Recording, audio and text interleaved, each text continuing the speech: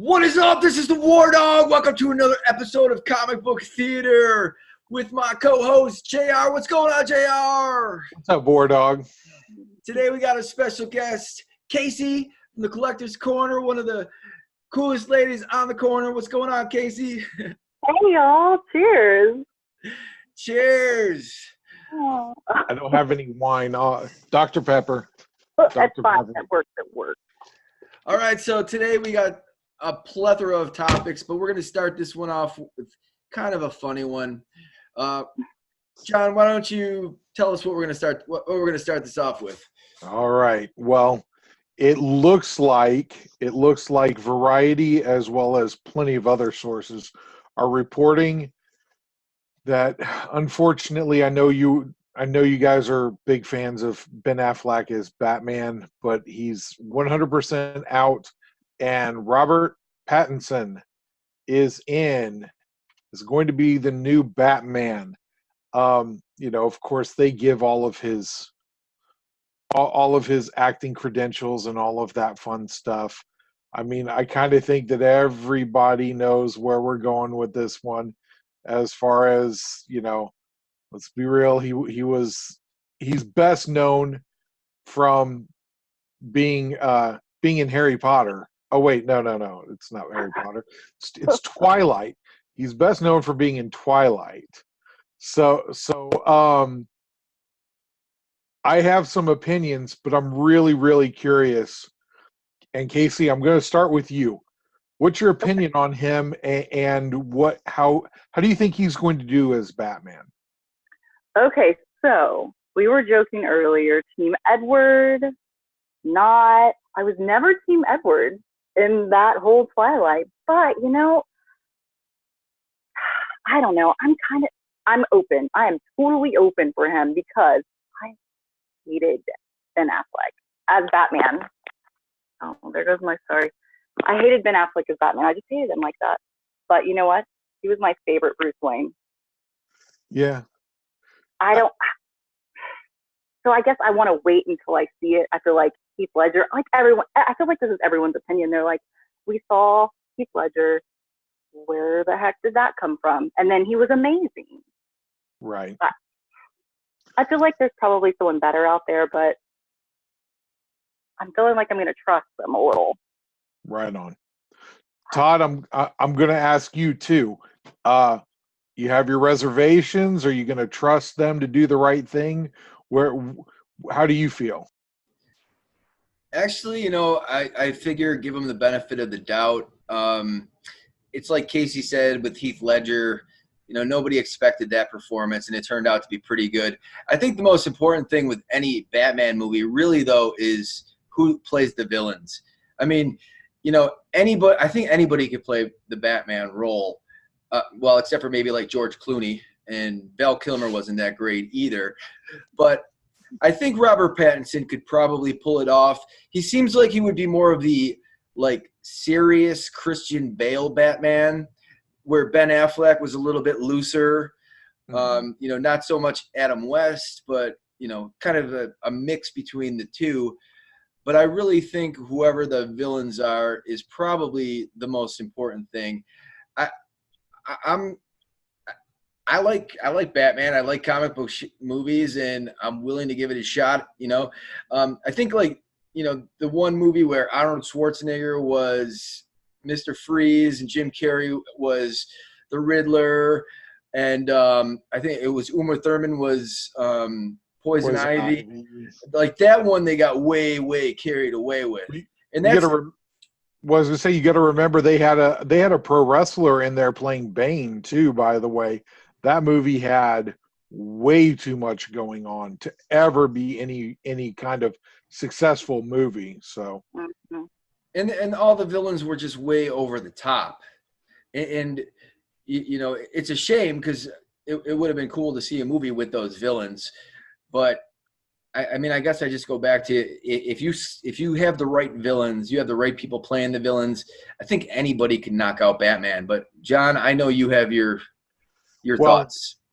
I do, and you guys both bring up great points, and kind of where I have overarching opinion of it is, firstly, I'm a little sick and tired of bat drama all the time. That's something that has worn thin with me, is bat drama, with them changing the actors, and Ben Affleck getting so much grief.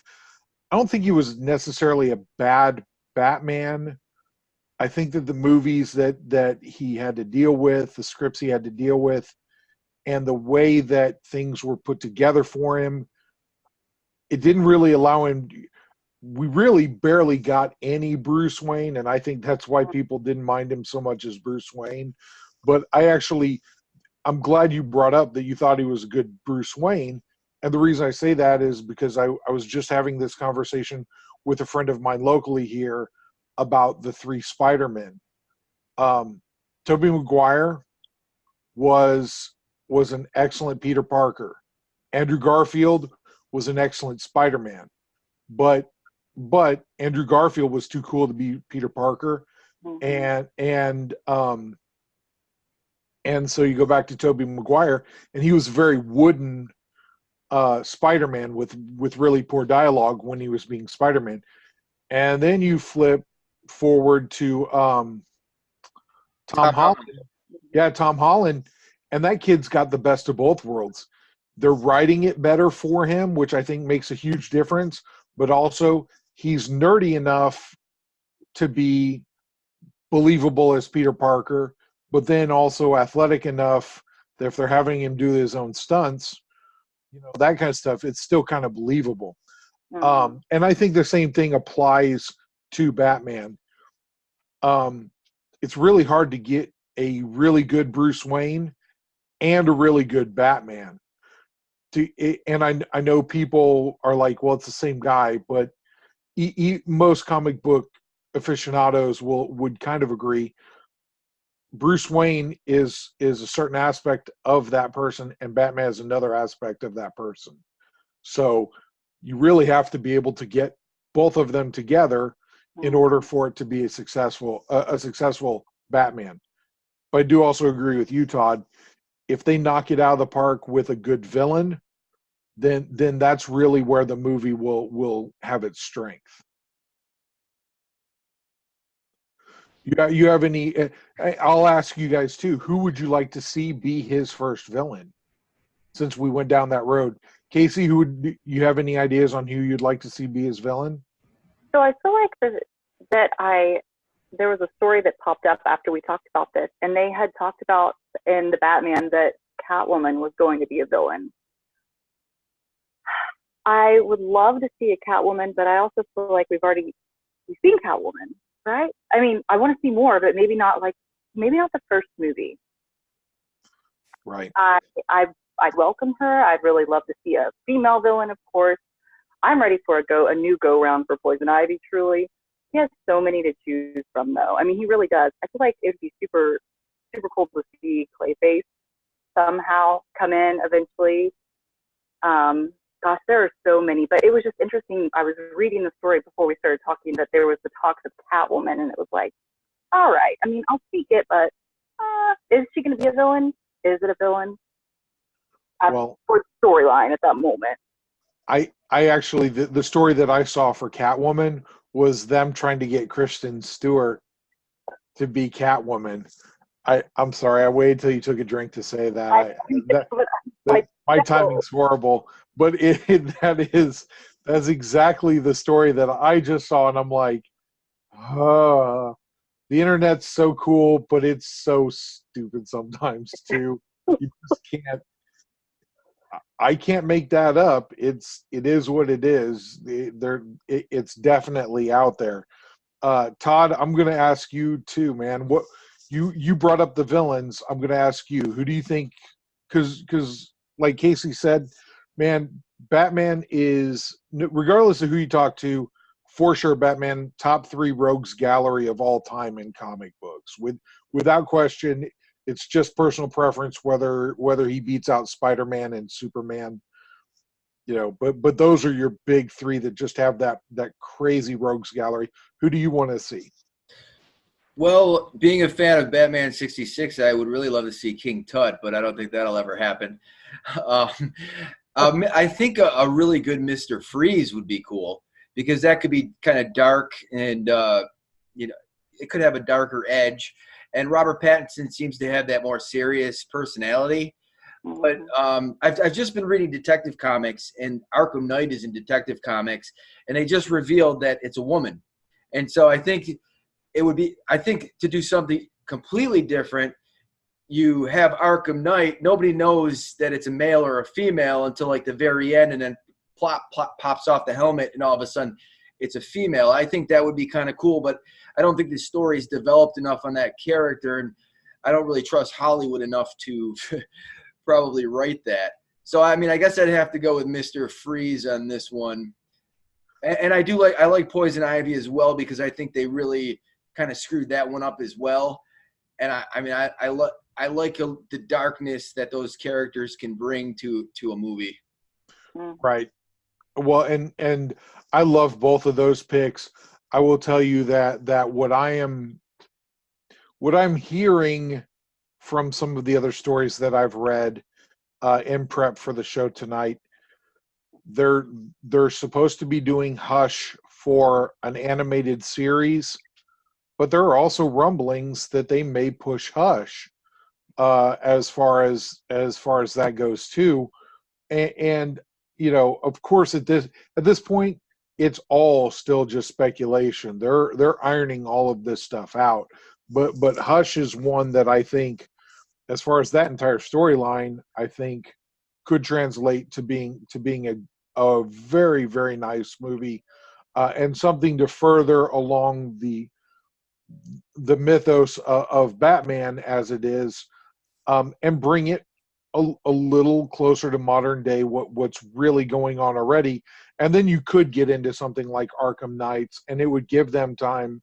Arkham Knight, and give them time to develop that character a little bit more. I'm trying to think if there's anybody else. You know, they could do some kind of team up. I'm trying to think here though, of a team. I would say something along the lines of the Suicide Squad. Yeah, I would say like Joker and Harley Quinn. I mean, like Kasey mentioned, she liked I think it's Joaquin Phoenix. His And then I mean, if you're smart, you work in Harley Quinn because I mean that's probably the most popular female DC character out there. And if you do that right, I mean, it could be a hit. And it could be Kristen Stewart, you know. We're in. Yeah, whatever works, man. Whatever sells tickets, you know, that kind of thing. I mean, we talked a little earlier about some in-game information that's going on too. You know, whatever sells tickets, man. You know, that's really what they're in the business of doing, is selling tickets. So if it gets comic book nerds like us talking about it, then they're gonna get down. They're gonna make that happen. So I think we've all given a pretty good opinions on Robert Pattinson. Yeah, Pattinson. Man, I didn't think that name would be that difficult to say, but historically, I'm not good with last names anyway. You can search that in past podcasts. I'm horrible. I have no idea why that is either. Anyway, I hate to take the podcast in a sad direction, especially ever at all, really, but especially so soon in the podcast. But I kind of think we've got to talk about this because this is something that it should upset everyone in the comic book community, and it should be something that's kind of a warning for the future. I know it made its rounds here a couple of days ago. Stan Lee's ex-manager was charged with elder abuse. So this Kia Morgan, was his manager, and on Friday, so a week before we recorded this, Kia was charged with false imprisonment, 5 counts of elder abuse, and you know, un- unfortunately, on the elder abuse, Stan has passed. We can't really go back and get justice for Stan that way. But then the one that will continue to impact the comic book community for the foreseeable future, at the very least. Um, Also, there were counts of fraud and forgery. So, that's a big deal, considering that that's how Stan was making his living there in the last part of his. And I don't want to say he was fully making his living that way, but he was getting income from going to Comic Cons, giving autographs, and doing photo ops with folks. And I know, like I say, this is not really a joyful topic, but we can't not talk about it. Um, and I know nobody's going to be happy to chat about it, but Todd, I'm going to start with you on this one because, like I say, this is a hard topic to talk about, man. Um, and really, I'm going to focus. I would like for us to focus more on the fraud and the forgery charges because, like you say, the other of it, there's nothing good that lays down that road.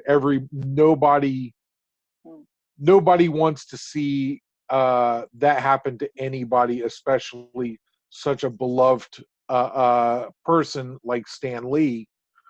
Um, so, Todd, what do you think the impact is going to be on with this fraud and forgery stuff? John, I have no comment. I only talk about fun stuff. No, I'm just kidding. Sorry, I had to throw in a little joke there. Well, first of all, I mean, I guess it's innocent until proven guilty. So I really, I don't know if this guy's actually guilty.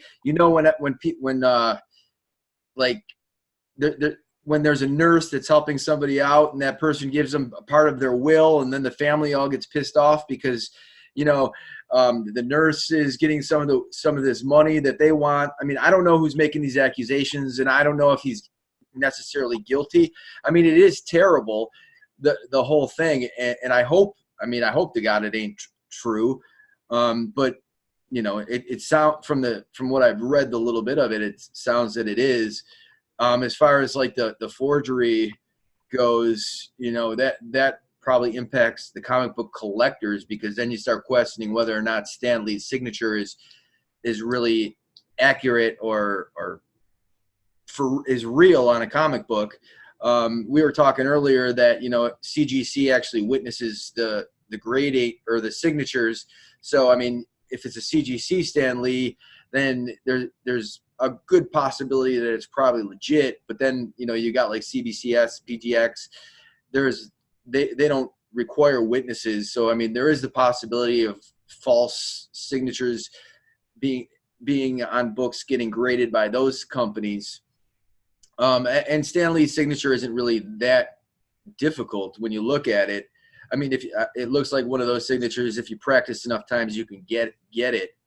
I am sorry that this happened, and I hope this doesn't happen to anybody else. I mean, a lot of our heroes are getting up there in age, mm-hmm. and hopefully somebody's keeping an eye on these for these people. Right. I agree with that sentiment completely. Kasey, how do you feel? Like I say, you can touch on this subject however you'd like, but I mean, like I said, I don't think anybody is going to be thrilled about the elder abuse part and the false imprisonment part. But do you have any opinions on the collector's market for the Stan Lee autographs? Well, now isn't it his daughter that's bringing the charges to light? Is it his daughter? I believe that it is. It really just says family is what it was, and really basically for the false imprisonment stuff, Kia Morgan is accused to have been taking control of his Hollywood home Right. and then hiring security to keep family away, which Right. is, man, that's just, at the very least, that's a horrible look, man. You know, you don't want to be that guy or that lady who's like, you know what? Don't go see your family. Don't have any contact with your family.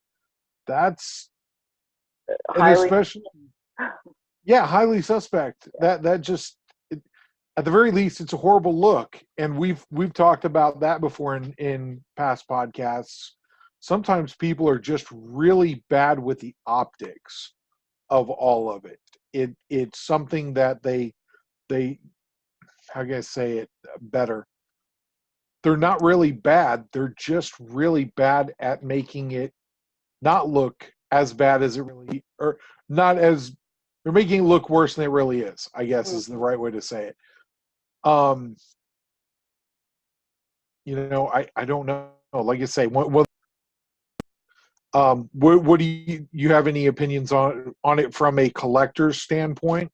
When it comes down to his signature, of course, if you sat there and witnessed him signing your book or whatever, I mean, you're going to know. But I always think of The Bodyguard with Whitney Houston, and she's in the back of the limo, and she's like, "Here you go, y'all start signing."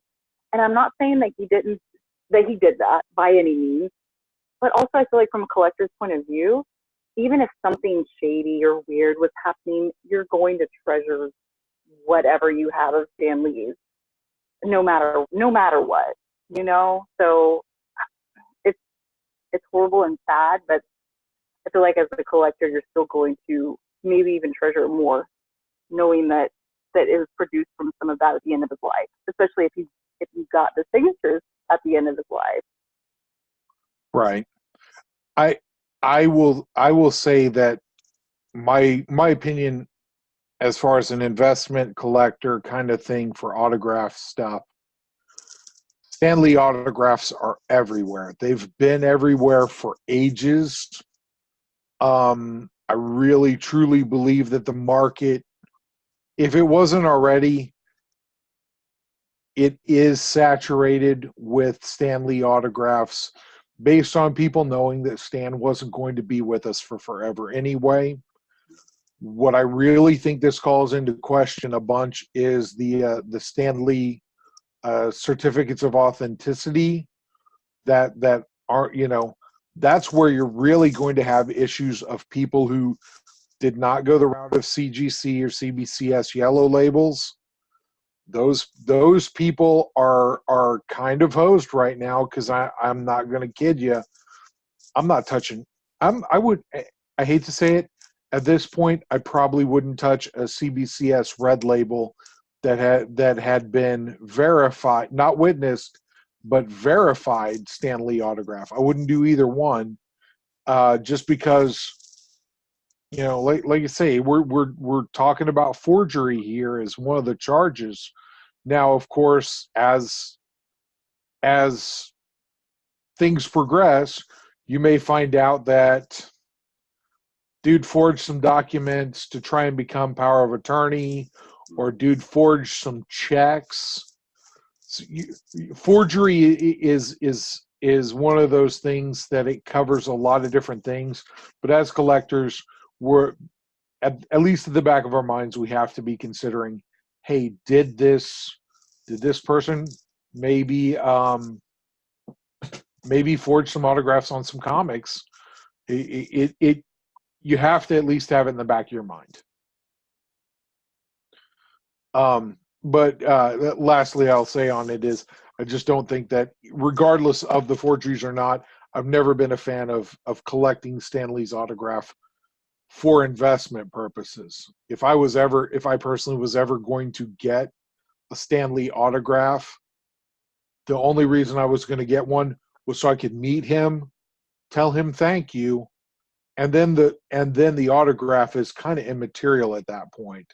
Right. It was really just more the fact that you got to meet him. Exactly.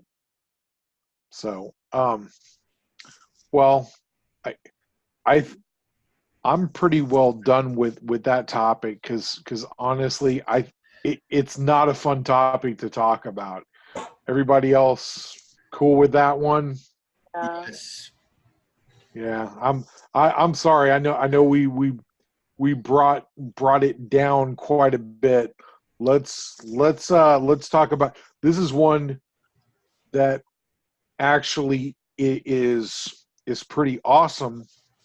The Frazetta Art Museum posted yesterday actually that the Egyptian Queen has sold for a world record $5.4 million, and that's after buyer's premium.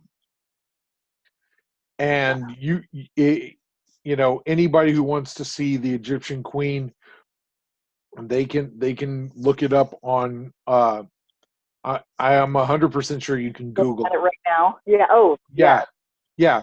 yeah. It's amazing, and it is Frazetta art, just unbelievable. And the reason why it's important to us as comic book collectors is, that was more of a fantasy sci-fi type art Mm-hmm. that when it was done originally in the 70s, it was really it was looked at as trash art, or kind of throwaway art, really.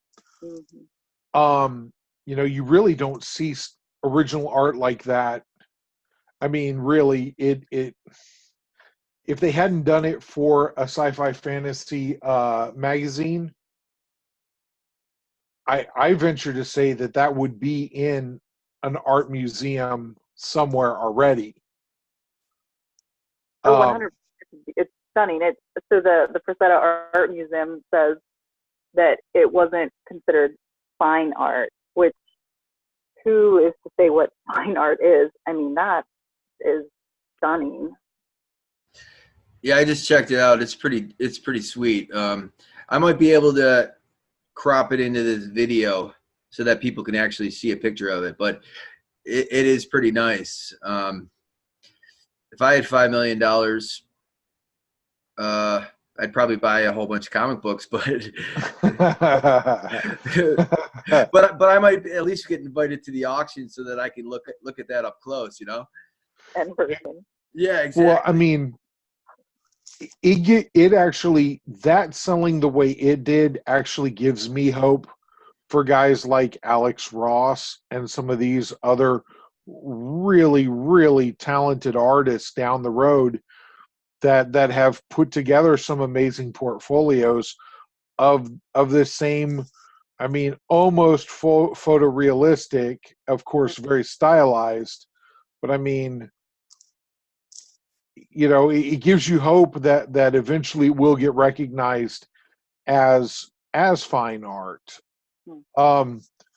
I know last summer I was on some kind of tear. I don't even remember why, really, but the local art museum here in Springfield, they were inquiring for future artists to be, you know to invite future artists in and stuff like that. I emailed them. I said, "Hey, have Alex Ross in. Why not?"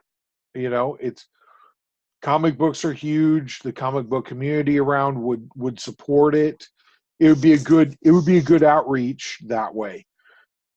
Zero response from the art museum. Zero, Oh, which is really disappointing.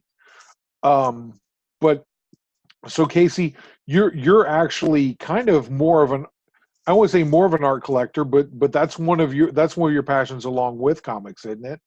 it is to find the original art or to commission original art from someone. That's usually what's what I'm feeling. So, um, I just got a stunning Steve Rude from our previous show here in Dallas. I actually commissioned to do a full figure marker, and he actually said that he didn't feel like he has many female fans or female to commission his art. And then Jill, Diana Prince, and my friend, she also commissioned something too. And he gave us full watercolor art for the price of the full marker. And his price for that is $1,000 plus.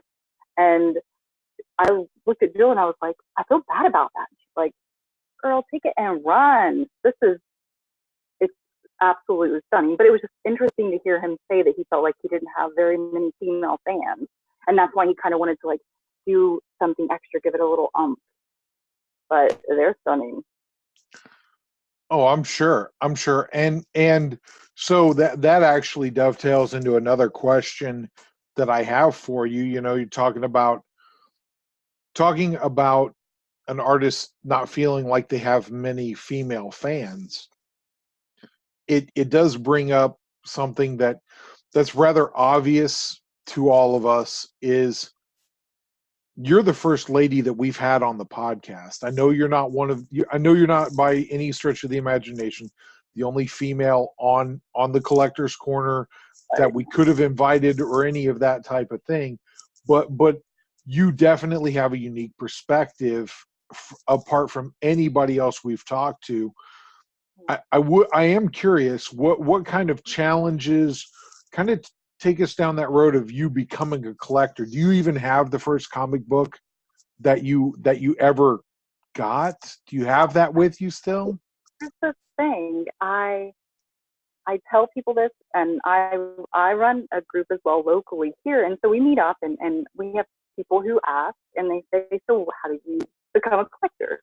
And I always tell them I wish this the one when I was younger actually put a comic book in my hand, and no one did.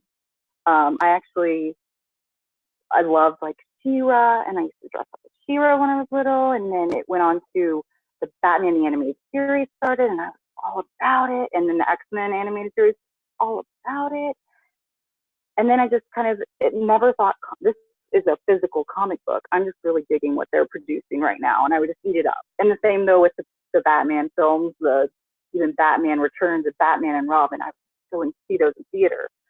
And then eventually I met my husband, and he was like, hey, let's go to a comic shop. I'm like, great idea. And from then on, I started collecting. And I actually really started taking a subscription when the New 52 came out. That's how I always think of it, because it was a new fresh start for, well, some people aren't fans, I get it, but that's also kind of like a special time for me because the comics, were refreshed and I got to kind of like start new.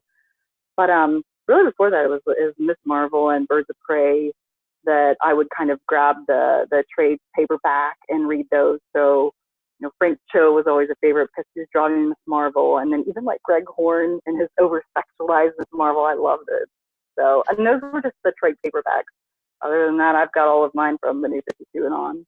Right on. And see, that is, I understand it is kind of sad that nobody slapped a comic book in your hand and said, hey, check this out, kid, when you were much younger. I think that happened to quite a few people. I know, like with me personally, I was like 13 years old whenever in that neck of the woods anyway, whenever I first actually found comics and on purpose bought my first comic book. And that's older than a lot of folks were, but still yet got a lot of good reading going on there in the 90s and stuff. And so that's neat. But yeah, definitely the animated series, the X-Men, Batman animated series, those kind of things, those turned a lot of people on to comic books, at least eventually. So now with all of that being said, you mentioned Frank Cho and Greg Horn. Those are a couple of my favorite artists. Is there an artist out there that you don't think gets the due that they deserve? Oh gosh, that is I thought we were going to talk about artists that maybe we didn't like. Let's see here. It's okay. We can come back to that. I know we've got plenty of other topics we can talk about if this bores you. If this bores you. That's a fun one. But okay, so Todd, back to you. Who do you think's an artist that doesn't get? Well, since we're talking about it from the female perspective, I mean, I think Ashley Witter is fantastic. The stuff that she's been doing on X23, I mean, I'm just a fan of her work. She does beautiful work. I don't know if she's necessarily not getting her just due. I mean, she is working for Marvel, but she's doing beautiful work. I mean, Amanda Connor does some really awesome work from the female as a female artist. Jenny Frizen. Oh man, yeah.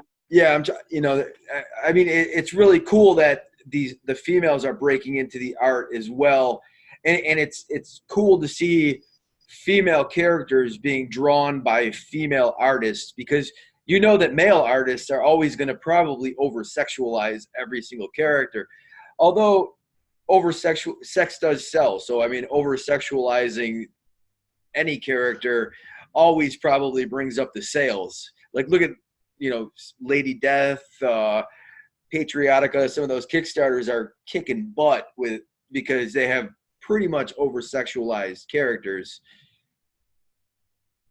Yeah, no, totally. But see, and the funny thing is I felt like I listed off some of the two artists that really caught my attention were the ones that were drawing the sexy females, but I mean, I feel like pretty much everyone wants to see someone pretty. I mean, they do. I mean, right. But I do love seeing the quote unquote real too. And I mean, even though Frank Cho does some incredibly sexy, beautiful women, they also have a little bit more curve and not necessarily like always in, the places that you're expecting. And I can appreciate that. And plus, he was a really nice guy. So I think one of the reasons why I appreciate an artist like Frank Cho is he doesn't shy away from who he is as an artist, and he embraces it regardless of whether or not it is controversial or not, or if somebody is trying to build controversy. They're kind of faking controversy, really, in a lot of cases. Like fake outrage about the way he draws Wonder Woman, or all of these things. I think a bit of it is fake. Now, of course, could somebody be offended by it? Sure, that's possible. But I'm with you where people want, whenever you're reading fiction, unless if the author goes out of their way to tell you that they're horribly mangled in some way, chances are in your imagination, if you're reading a regular book, you're going to be idealizing them more so than not anyway. Right, and that's right, and it's exaggerated the other way for it's exaggerated the other way for villains and stuff like that, where they're a little more grotesque. You were talking about Clayface earlier, or the Joker in certain aspects, where they are really exaggerating the smile, those kind of things. Comic books in general exaggerate things. Even to the point that and on the very, very limited knowledge I have about comic book artistry, they talk about whenever they're drawing somebody, just a normal, regular human being, they're so many heads high. So they'll draw the oval for a head and they'll stack them. And I want to say it's like 7 heads high is how tall the normal regular person is. But when you draw a superhero, normally it's 7.5 or 8 heads high. So it's even at that most basic point, right, they're that basically exaggerated. And so, of course, whenever you draw a female, you're going to exaggerate and over-sexualize. It's kind of part of the medium. That's what they are, gravity-defying boobs. I mean, come on. I wouldn't mind. I'm sure everyone else wouldn't, so draw it, enjoy. Well, I mean, look, I'm not going to go so far as to say like I want to go down the Rob Liefeld way of drawing female characters and stuff where the waist is about Right. that big, about 2.5 inches. Yeah. Yeah, and then her legs are like 9 feet long. I'm not going down that road. I want them to be. I prefer anatomically correct if at all possible. Take it easy, But John. Me and Rob are friends, man. He made it. oh, I know. Yes. See, we didn't touch on that last week, but Todd. Yeah, Todd and Rob, they're on a first name basis. They're practically blood relatives. Yeah, he even pronounced my name right. I mean, that was really good. Put it 2 ways. I don't even know which way it is. How do you say your last name? Morgula. Okay. Like Very goo. Gula. Yeah, it sounds really good when you play sports. Like I would score a goal, and then if they said Wargula, it always sounded pretty good. Oh yeah, the long fucker drawn out. Mm-hmm. Yeah, exactly. Or you could just be lazy like me and call him War Dog, and he answers to it anyway. Yeah, that's the simplified version. Hey, we were talking about the characters, and I'd like to see more Arthurs out there. I mean, I heard that the Tick series was canceled, John, and I'm surprised you got such a happy look on your face. Not even serious. My beard is hiding my sorrow. That's the reason I have it. It's to hide the sorrow. Yeah, unfortunately, it looks like Amazon is canceling the Tick after 2 seasons. But Ben Edlund is going to shop it around for a new home. So fingers crossed on that one, at least for me, because I enjoyed this series. It was a little bit of a slow start. You kind of had to know a little bit about the character going in. And if you didn't, that is one thing that I worried about, was there were too many inside gags for the general public. And I think we talked about it with who did we talk? Oh, Bishop. We talked about that with Bishop whenever we were talking about it earlier in one of the podcasts. There's some really slow burn gags in that, but that's the way the Tick has always been. And see, I didn't know much about him, but I knew about him, and I felt the same way. I went in and I was like, I'm kind of confused, but I want to get it. I want to learn more, and I only watched the first season, so I haven't seen the second season, but I can see where it's coming from. Yeah, the second season is good. I personally am a fan. I am a huge fan of the original 12 books that Ben Edlund wrote for NEC, for New England Comics. They're amazing. I highly recommend. There are so many printings out there. You can find a third or fourth or fifth print. New comic or Free Comic Book Day eventually always has a reprinting of Tick #1. Pick it up and read it. It's funny.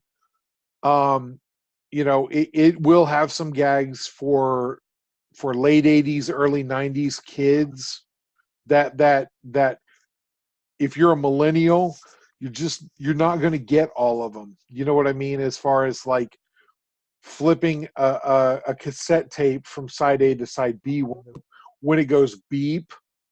You know what I mean? From when you were in school and you're wearing the headphones like me and Todd are wearing, and it's helping you read the book or whatever, and they're like, okay, it's time to flip the tape, beep. And that gag is in there in that original 12. There's just some really good stuff in there. One of them is he's introducing himself to somebody in a diner. He says, I'm the Tick. And a guy from across the diner looks at him and says, you don't look like a Tick. Ticks suck blood. And the Tick says something to the effect of, I've never sucked blood before, but I can start now, and grabs a straw. And they even make the little sucking sound for the straw in the comic. Again, it's very irreverent and very aware of itself, which is one of the things I like the most about it. And I feel like I actually dig the comic. I will. So I promise you now, I will read. I'll pick up third, fourth printing and try it out. They are absolutely amazing, actually. I dig them a lot. In fact, I may have some extras laying around somewhere. Every time I see them, I pick them up. It's ridiculous. So Todd, you watched the series by my demand at one point. How is this something you kind of saw the writing on the wall with this one? No, not maybe. I don't know if they publicized it enough. It was kind of on Amazon. Nobody really knew about it.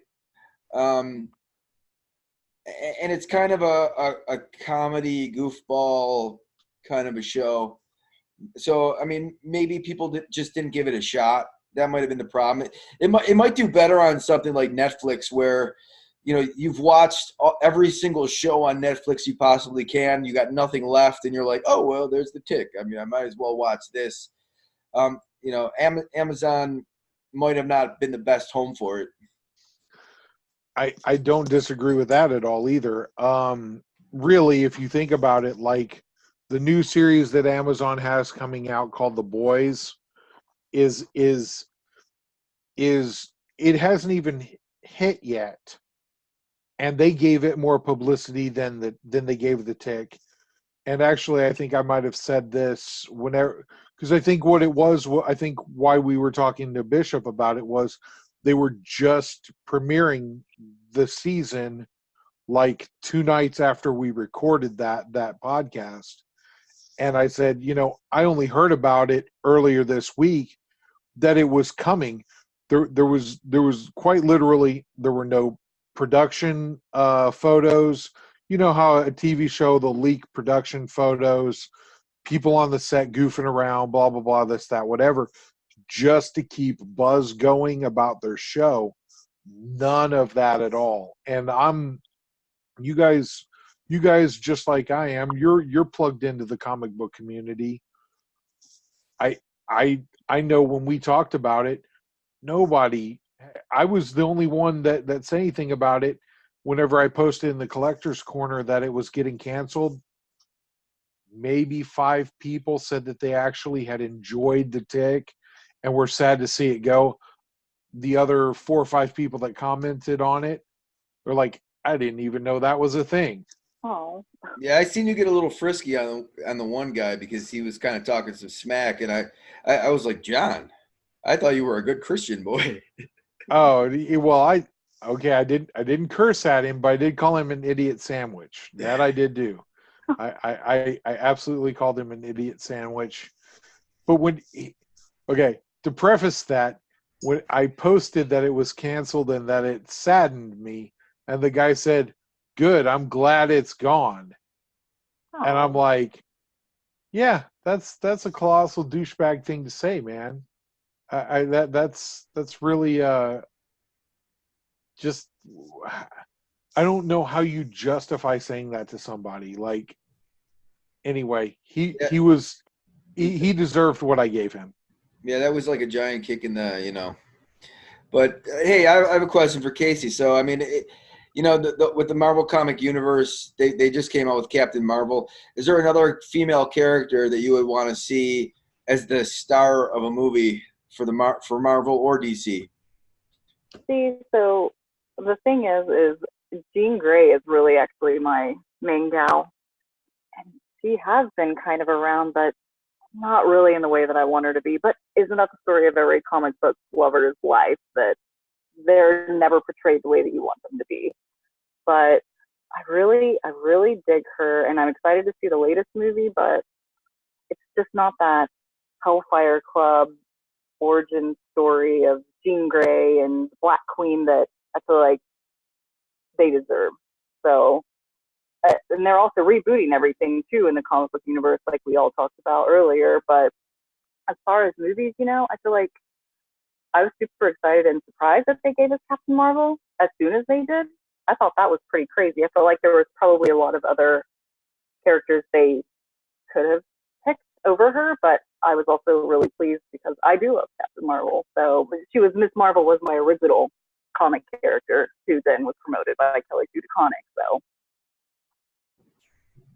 do you have any that you? Oh, I will. I think that I would like to see a Storm uh, film, but I honestly think that if they did it correctly, whenever they started filming the second Black Panther movie here, they could absolutely add Storm in as a love interest.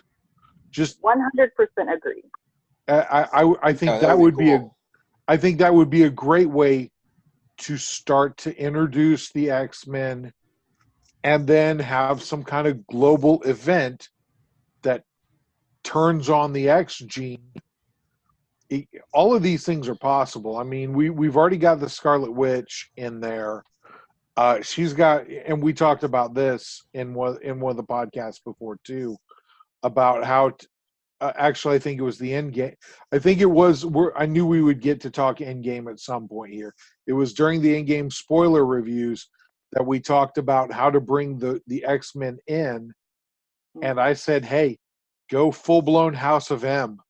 Let Scarlet Witch, which again I think she's a totally underappreciated character too. By the way, Yeah, she's have awesome.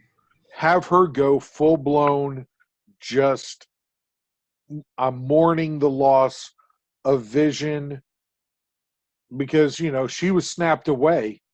Quite literally, she's not had any time to mourn Vision at all because she went from being snapped away to fighting Thanos to basically Tony Stark's funeral, and that was about it.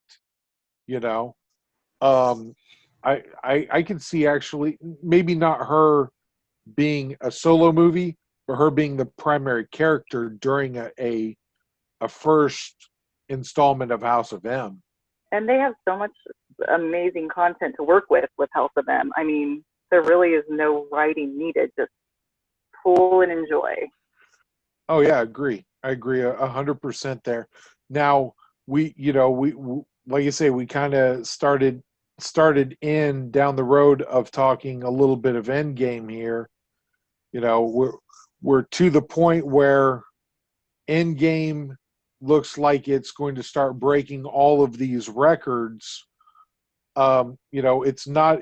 It has gone from being a sure thing that it's going to beat Avatar as the highest grossing movie of all time to it's still quite likely, but they had a pretty precipitous drop off.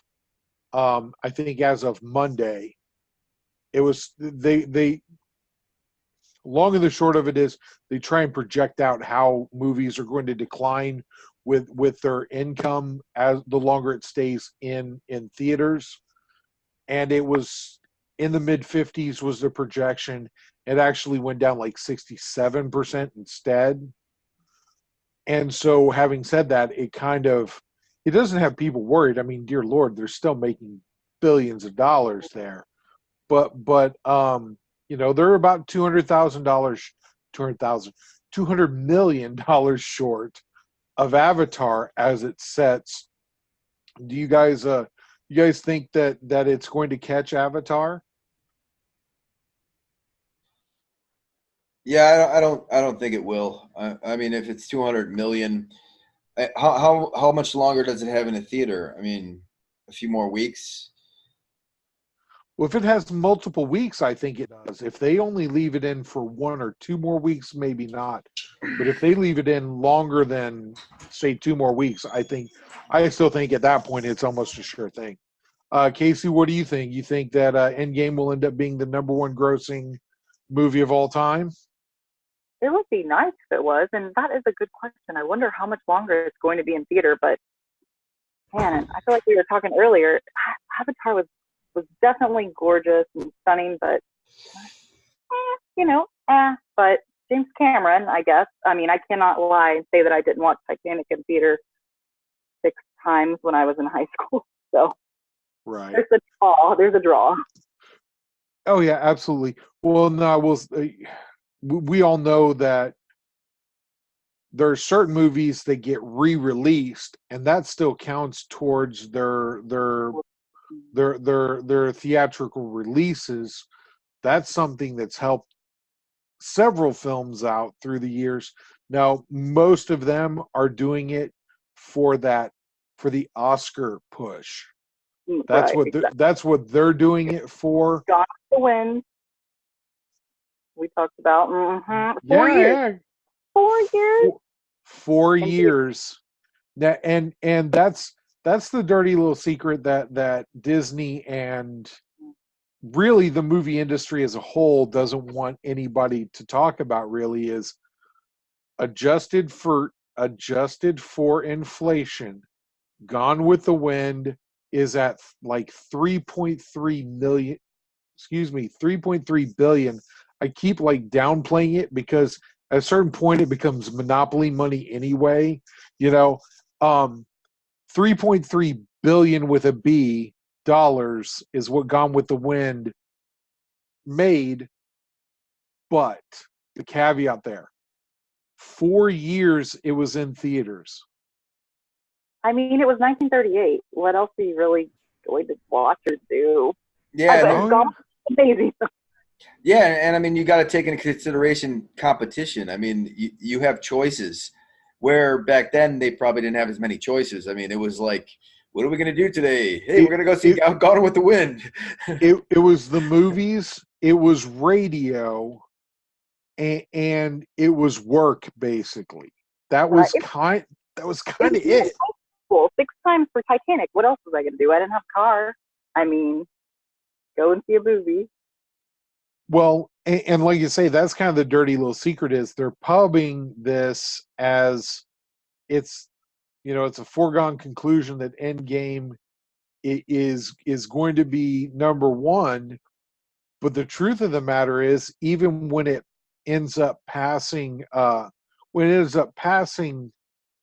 Avatar, where it will really, really, truly end up being at the end of the day, it'll end up being really, truly, it won't even pass Avatar whenever you adjust for inflation. Because if you adjust for inflation, Avatar's at 3.2 billion. Really, where it will end up at is at number 5 and passing Sound of Music, which actually it's going to pass Sound of Music almost no matter what. It's within striking distance there. It might pass Sound of Music tonight, but it won't even break the top. It won't break. I'm sorry, it will be number 5 all time. And this is by the way, this is a list of movies that it's already in. Number 8 is the 10 Commandments. Then number 7 is E.T. Number 6 is Avengers Endgame. Sound of Music is number 5. The original Star Wars is at number 4. Titanic is at number 3. Avatar number 2, and Gone with the Wind number 1. So I mean, it's in rarefied air already, really. I bet Titanic wouldn't be that high if Kasey didn't go see it 6 times. No, I always took someone with me, Yeah. Yeah. She always had somebody in tow. Well, you're not even I mean, that doesn't even take into consideration like the Wizard of Oz. When I was a kid, I mean, that was on like every 6 months, and I think I watched it every 6 months. And I don't know if that was in the theater. I mean, it's so old, but man, that was an epic movie. Yeah, well, I mean, I'm sure when you were a kid, because you are so old, it was still in theaters. But no, I'm sorry, Todd. I'm going to poke fun at you since you're like, what are you? You're like 73 or something, aren't you? Didn't you just turn 73? 42. Isn't that like the cosmic number or something? 42. Something like that. It's the answer to life. Yes, It's the exactly. meaning of life. I'm still going for the 1, 2, 3, 4, 5. The combination on my luggage from Spaceballs. Oh, yeah, 1, 2, 3, 4, 5. That's so good. Man, I've got to watch that. Okay, so great segue time here. We're going to segue into this because you brought up Spaceballs here, and there's a Kickstarter going on that has a Spaceballs homage cover, and so I think it's that time of the show that we need to give an update on the Kickstarter. How's that going, Todd? Well, we hit our goal. It's at 3605 right now. I think I kind of tapped the whole Facebook marketplace. I've been looking for like outside sources. It's a little bit more difficult than I thought. It's I guess I need more of a Twitter personality or something like that. I think I have like 30 followers or something. Rob Liefeld did post I did post a comment on Rob Liefeld's about the video or something, and it got like 1,000 views on Rob's page, but then it also had a whole bunch of negative comments towards Rob, and it was like, come on, guys, like just focus up. Let me have my day in the sun here. But people can be such jerks, man. They can't be happy for somebody who's having even a modest amount of success. They got to take that opportunity to rain on your parade. Yeah, but it's going pretty good. We just because we hit our goal. I told Jason I storyboarded up 3 more pages, and I said we got to add a little bit more to this, beef it up a little bit, bring in some more characters. So we did 3 more pages, and the 4th page might be some advertisements. And then I just did the inside cover today, and we're going to add a value stamp. And the character is probably going to be based off of Jerry Rowe, one of the Collector's Corner guys. I envision him as a character in the future, and you two as well. I mean, Kasey, I've already written in as a character in book 4. If we make it to that point, then Kasey will have her first appearance in a comic book. And John, you're destined to be part of the Space Force crew if it gets to that point. I can't wait. I can't wait. That's why we all have a vested interest in making sure the crew not just gets fully funded, but I'm still angling for the stretch goals to get up and hit where I can get that enamel pin at least. That's what I'm hoping for. I think that's reasonable. I think that's attainable. That's the $6,000 mark. We're just at halfway to. We're at 3,600, so we're over halfway there. But we still have 15 days left too. So I think we can find a way to tap into that Twitter market a little better, and maybe the Instagram market too. And that's where the kids are at these days, isn't it? You aren't on Instagram. I'm on Instagram, but I ain't gonna lie, I'm not good at Instagram. I'm not good at it. Just Facebook is much more my place. You guys know me. I'm super wordy. I can't shut up about stuff. And Instagram sure. Yeah, just a picture. Just a picture. That's not just a picture of words too. I have a face for podcasting, okay? So pictures don't not really my thing. And Twitter, I don't know if it's your face that makes the podcast. I think it's your vocals. The gift of gab. Yes, that's legit. That's legit. It's all right, dude. I've already decided next podcast we're going to have a special guest host. We're going to go back to the masked podcast. we'll go back that route next week. If I was like more eased in, I might have like actually shown up in the mask like I teased I would. So yeah, that we'll have a theme podcast one of these days, and everybody will show up in lucha masks. It'll be amazing. Yeah, I got my hair. I mean, Todd's got enough hair there for me and him both, really. Oh. I mean, yeah, I mean that's yeah. All right. Well, let's see here. I actually, I'm shocked that we've covered as many subjects as we have, but we've got. You guys think we can squeeze in at least one more? Whatever. Right on. So,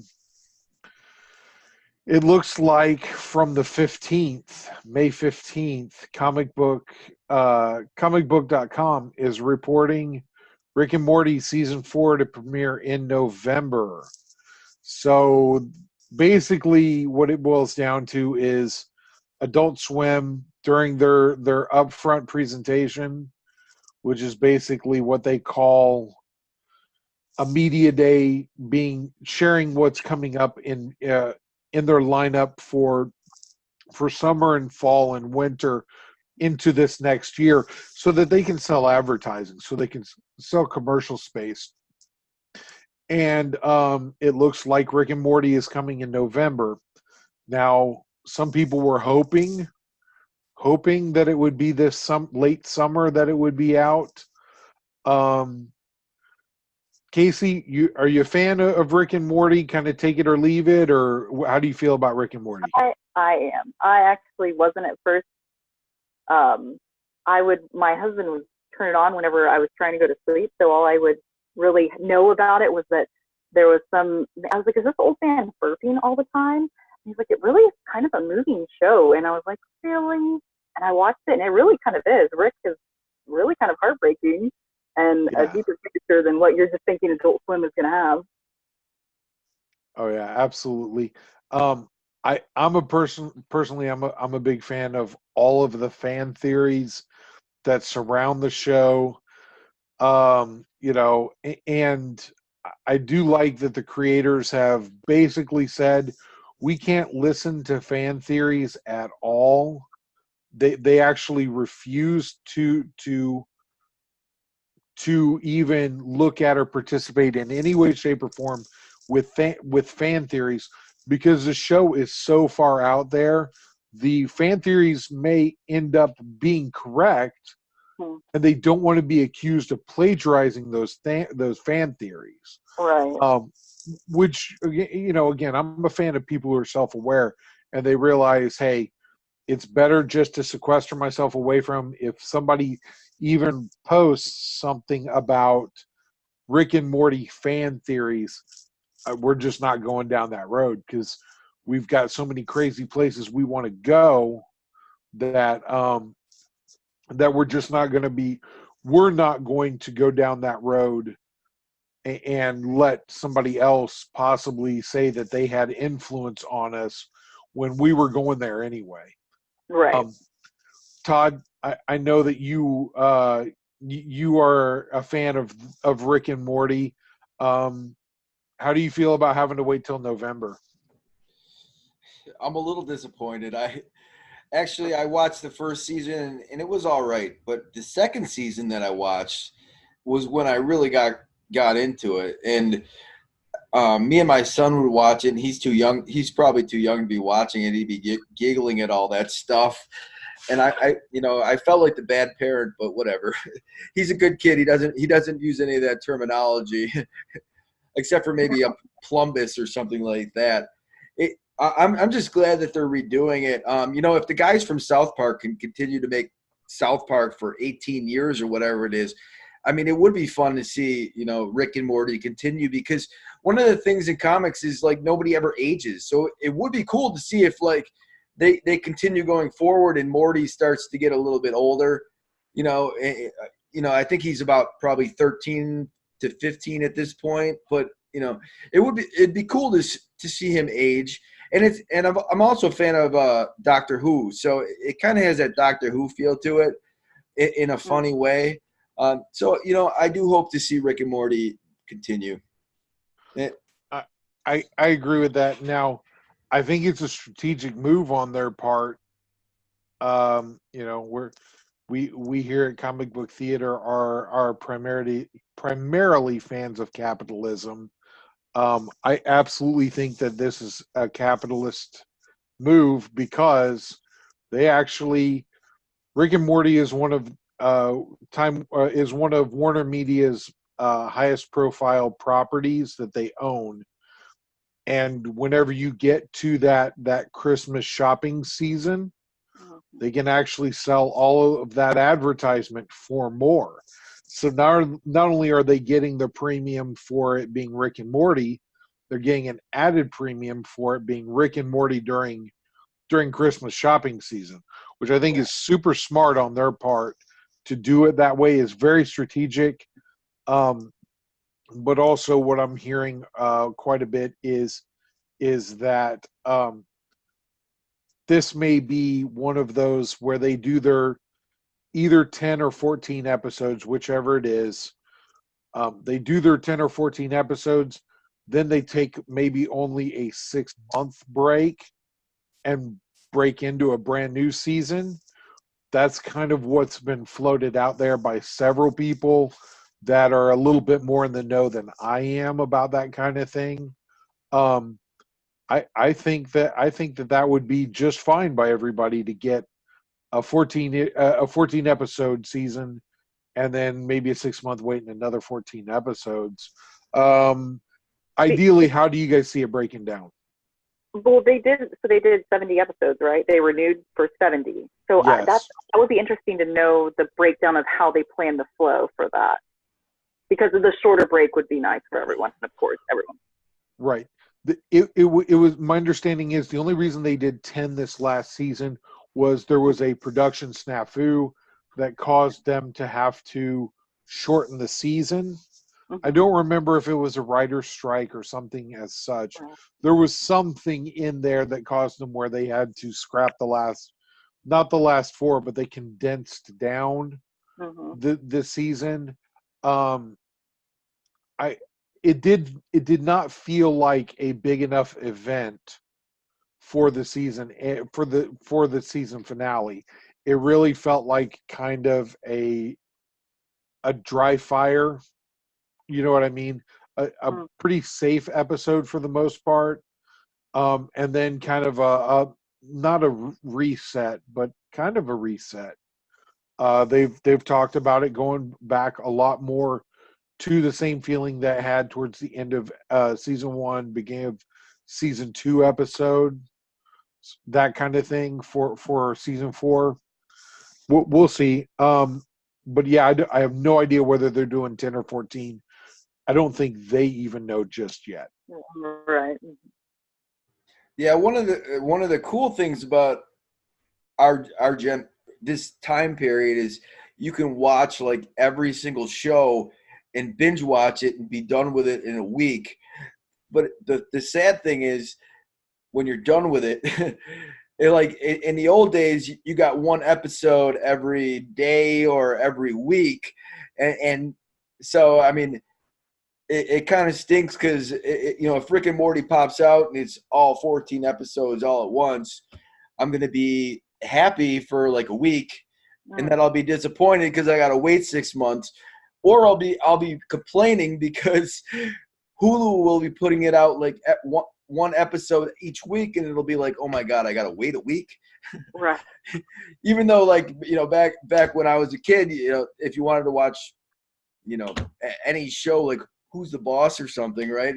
You'd have to wait a week to watch the next episode. Not that I actually watched Who's the Boss, by the way. Dude, come on, man. Alyssa Milano, I know Alyssa Milano was your first high school crush, or no, what, first grade school crush? What was that? Yeah, I don't know. You don't know? It's okay. I was never really into her. I like blondes. Oh, okay. Right on. That's good. So, man, that's you blew my mind, Todd. That's what just happened right there. Sorry, John. Sorry. No, it's okay, man. It's okay. We I would have said white bearded men, but this is a family show. oh, you know what? Actually, the chaos that just now ensued reminded me of where I was going with this, because I'm going to pub the interview I did with Robbie Rist at VisionCon real quick. This came up in that interview that I did with him. 20-minute interview, great time. Dude's a wild man. Keep your fingers crossed. He made the offer that maybe he would show up on a future podcast. I would kill to have him on for an hour with us. That would be insane. I promise you that neither me nor Todd would get a word in edgewise, because he's just too entertaining. Anyway, he brought up the fact you said it, that you can binge watch anything. He brought up the fact that whenever he was on with the Brady Bunch, it was not something where everybody was getting everything instantaneously, and you weren't getting things where you could rewatch them over and over and over again. It was several years later that syndication came in and became involved, and places like Nickelodeon and these kind of places were looking for content. Brady Bunch, MASH, Star Trek, all of these things go into syndication, and that's where you really get that even more than a cult following, a cultural phenomenon, basically. And this advent of us being able to get stuff instantaneously, we forget how spoiled we are. Like you said, very spoiled that we can get it instantaneously, watch it over and over again. We can pause it, we can rewind it, all these things, and it's all digital. You don't have to worry about wearing out a VHS tape or any of that stuff even anymore. What's a VHS tape? Oh yeah, sorry, John. you were doing the Betamaxes, weren't you? Yeah. Laser disc. I was always into the laser disc. Laser discs. Dude. Okay. Quick tangent. I swear there's a dude running around this neck of the woods. Every 2 or 3 months, he pops on his laser disc collection of Star Wars on Craigslist, and you thumb through it, and you're like, dude, come on, man. Where would you even get a laser disc player at these days? Aww. Yeah, that's kind of sad. Guy, right? I'd probably put them on the wall like my silver records, But we're coming up we're on the hour, so we should probably wrap this one up. So I'm going to start off, and first off, thank you, Kasey, for joining us. It was great to have you on the show with us. If you're not reading Naomi on DC, written by Bendis, it's up to issue 5. It is a great story. And so check out Naomi. That's all I got for you. I'm done. John, do your thing. Actually, I'm going to pass it to Kasey first, if that's okay. Kasey, you have any final thoughts, any parting shots you want to take at me or Todd or anything like that? Y'all were great, and whenever you asked me last week and I wasn't able to, and then it was like, hey, you're on for this week, right? And I was like, oh yeah, I really thought they would have forgotten, but here I am. So thanks for giving me that push. I actually had a lot of fun. Hey, thanks for doing it at 9 Central, because I was thinking 10, and I thought, oh no, I'm gonna be asleep by that time. But I had a lot of fun, y'all. Well, we appreciate you coming on with us, and absolutely. You have an open invitation. I'll say it during the podcast. That way everybody can hold my feet to the fire. You have an open invitation. Holler at us. You want to come back, we'll make room for you for sure. Well, thanks. you increase the coolness quotient by like quadruple at least. No. Uh, um, I thought that was me. no, that's why we don't let you talk that much, Todd. I know. Okay. Parting thoughts from me. One is, guys, get in, do your part with the Kickstarter. That way we can make sure that the crew goes where it needs to go. And even though it's fully funded, I want an enamel pin. Help me get an enamel pin. I didn't think that'd be so hard to say that many times. The other thing is if you're not a part of our Facebook group, first be in the Collector's Corner, that's for sure. Secondarily, join the Comic Book Theater Podcast Facebook. And then lastly, do all those things that every YouTuber out there asks you to do: like, share, subscribe, tell a friend about the podcast. If we can just increase our listenership a little bit every week, that's exactly what we want to track to do. And if you have any ideas, leave it in the comment section. Let me or Todd know. We are more than happy to take suggestions on future podcasts. Because essentially we're an extension of the nerd community. This is not about me and Todd. The reason we have guests on like Kasey, like Chris Pennybacker, like Nick Colonese, all these guys, is because they're parts of the comic book community that we love and that we want to support and we want to show off. So that's all I got for you guys. All right, peace out, everybody. Cheers. Thank you. Be good, guys.